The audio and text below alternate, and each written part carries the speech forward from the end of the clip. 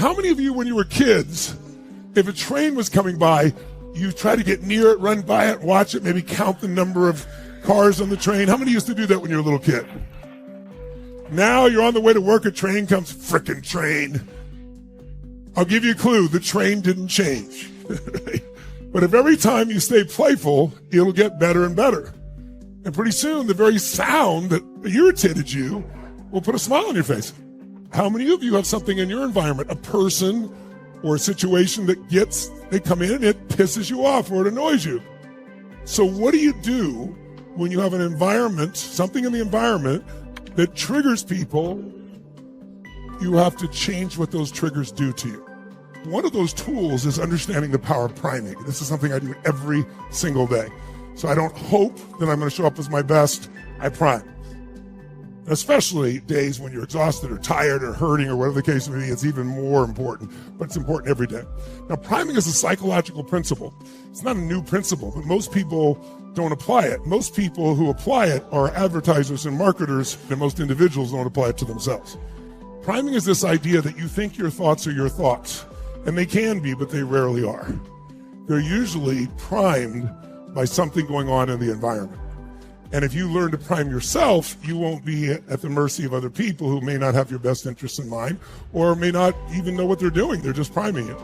And so what does it look like? One study that grabbed me, one of the earliest studies I read, was at Harvard, and they took a group of people, they took two actors, a man and a woman, and had them go rehearse doing an exact presentation over and over again. They went to a mall, they went to a park, and what they would do is they would walk up to you at the mall or the park, and they had a coffee in their hand, and they'd say, "Excuse me, could you hold this just for a second?" And they wouldn't ask. They'd hand it to you and look down, so you didn't have a chance to say yes or no. And they'd reach in and grab their phone, do something on their phone, put it back and say, "Thank you so much," and they take it back. And they practice having the same facial expression, saying it with the same tone of voice, and they used a man and a woman. And they went to 150 people, the man and woman, one way, 150 another way. They did everything identical except one thing. Half the people, they handed them iced coffee. The other half, they gave them hot coffee, just for a few seconds. Now, interestingly enough, 20 minutes later, somebody with a clipboard would come by, back through the mall, and they'd see you, and they'd come up to you and say, "Listen, I'd like to ask you to read 2 paragraphs and answer one question, and I'll give you $20 for it for our survey." You read the 2 paragraphs of this little story, and then the question was, how would you describe the main character in this story? And what's interesting is over 81% of the people who were given hot coffee said the person was warm and genuine. In the story they were reading 20 minutes later.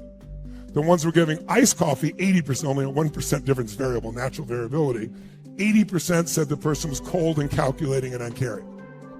Exact same story, 20 to 30 minutes later. That's how powerful priming is. In certain restaurants, they use music to get you to eat faster and get out when it's busy. They have tracks that do that. So if you go to various restaurants, especially big chain restaurants that have a lot of money, they've made it a science. They know when they're getting really packed, they put certain music in that primes you to eat more rapidly and get out. And it works.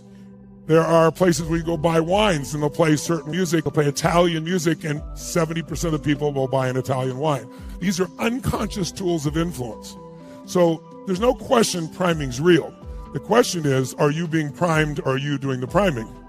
And in most cases, you're being primed. But I want you to actively take control and prime yourself. When you do it, it really, really transforms you. But if you don't do it, you're just pretty much stuck with anything else. So priming is happening all the time. Think of priming as like training. We're training our brains, we're training our minds and our emotions, we're training each other by the way we treat each other. And we're always doing the training. My youngest son, his name is Josh, he couldn't walk down to the edge of the driveway and get on the bus to go to school. He was so fearful.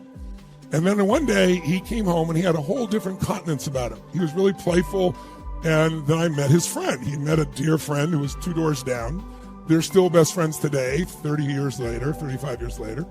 And this kid, you ever been with somebody, have you ever been around somebody who's not really funny, but they think they are? And they crack themselves up, and they're not funny, but the way they crack themselves up, you find yourself laughing too? Who knows what I'm talking about? That's what this kid is. He wasn't funny at all. He just thought he was the funniest thing in the world, and he laughed so hard, you find yourself laughing. So he made me laugh my off. Josh was laughing himself, and after he left, I said, "Josh," I said, "you really like this kid?" He goes, "Yeah." I said, "Make him your friend for life." He said, why, Dad? I said, because he has wired himself to find joy and humor in almost anything. And if you spend time with him enough, you'll develop the same pattern. He'll prime you to be in a playful state, right? It all came from priming. Your best friends prime you, and you prime your best friends, right?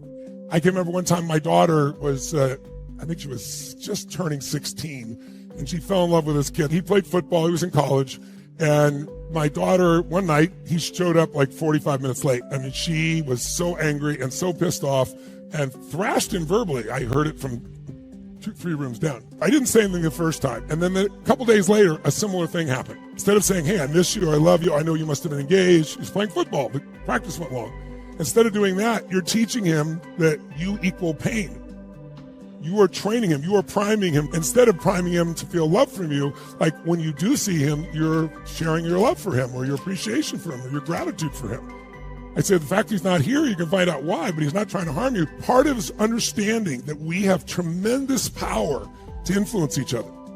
And if you do something consistently, you will prime people. But the place you want to start is priming yourself. So we can prime ourselves. So the very thing that used to irritate you, that person, that situation, makes you feel great. Or you lose confidence, you go to speak and you're freaked out. You can prime yourself so that speaking makes you feel strong. You can prime yourself for anything.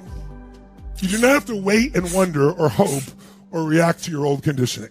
You want to keep doing that so it gets so wired it becomes your natural state. It just means that gear is available to you anytime you want it. It's on the edge. Whereas to most people, especially right now in this country, uncertainty, not just this country, around the world, is the dominant emotion. And uncertainty leads to fear, right? And fear that is continuous leads to sadness, depression, overwhelm, and all the other things. When you see a great athlete, you see a great leader, you see anybody, parent, they have a certainty inside them. The certainty does not come from the outside world. It comes from within. And I want you to experience that. I don't want you to just experience it. I want you to leave with it in your nervous system. So we're going to prime the most important emotion of all. If you prime yourself like this, do you think it would shape the way you would interact with your world? Yes or no? That happens you're in this state, you handle a problem very differently, right? So priming is something you want to do minimum the next 10 days, ideally at least 21, and then some of you may decide to commit to it 5 days a week or 7 days a week regularly. If you make it the first thing you do in the morning, it's only 10 minutes. If you prime yourself, it'll be different. It doesn't mean you won't have problems or challenges. It just means you'll have more of you ready to deal with it. So you start your day in a beautiful state, right? And you build it up. In the beginning, I did it in the morning and I did afternoon or evening. I did both. And then now it's pretty well so wired in me, I can do it very quickly and easily, do it just in the morning itself in most cases. But if something was really crazy or stressful, I might take 10 minutes in the afternoon or evening, do it, and then go deal with the situation from this state. Very different, right? But see, we can't control the outside world. We can influence it. But we have absolute control of the inside world.